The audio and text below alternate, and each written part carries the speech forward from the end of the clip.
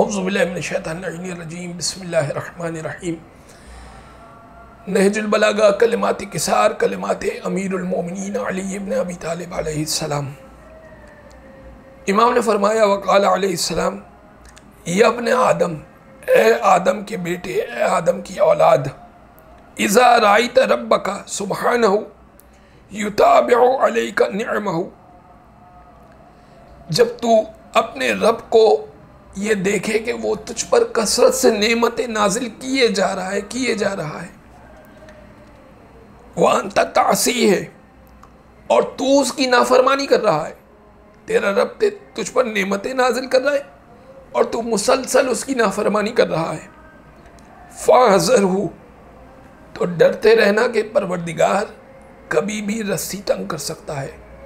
याद रखिए कि नेमतों का आना इस बात की अलामत नहीं है कि परवरदिगार राज़ी है।